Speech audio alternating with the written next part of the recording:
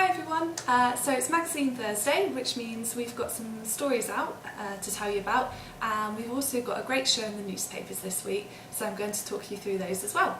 Let's start with the magazines. Our first story is in Pick Me Up magazine. Now this was written by our features writer James. He worked very closely with Susan to produce a thoughtful and sensitive feature. She approached Medavia on the day that her husband was sentenced to 10 years in prison for sexually abusing their daughter, and it made 4 pages in the magazine here, and that's out today. Next we have a story in That's Life magazine, which you can see on the front cover here. This was written by our writer Nicola. Tally approached Nicola when she wanted to share her experiences with anorexia. Tally fell pregnant at a very young age, and she found it difficult to cope with the changes that her body went through during pregnancy. When her son was born, she developed anorexia, and she reached such a low weight that she even began to resent her baby.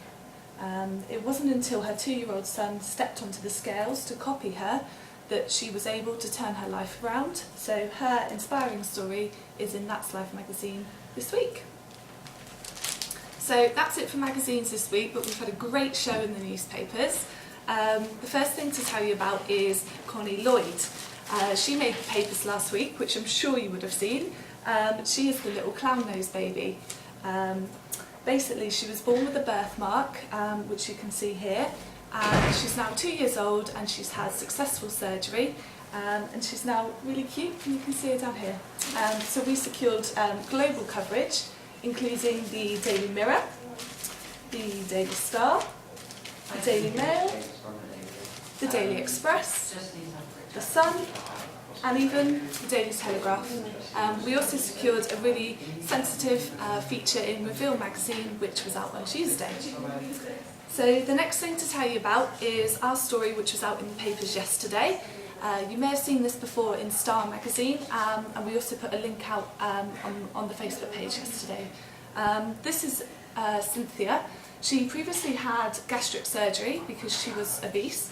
She lost the weight, but she openly admits to killing her 2 sons, Joseph and Matthew, and their combined weight is 50 stone. So this made all of the newspapers, and she's also in talks with a TV company to do a documentary. Lastly is our story out today, which you may have seen as well. This is the baby with devil horns. He was born with a birthmark in the centre of his forehead, and in order for doctors to operate, they had to insert balloons under his skin to grow extra skin in order to operate. So you can see here that he has devil horns, but little George, pictured with his mum Karen there, has had the operation, and he's only been left with a small scar.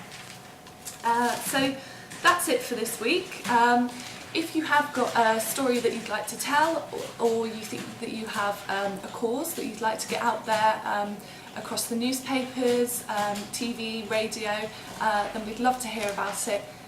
Get in touch. You can find out more on our Facebook page.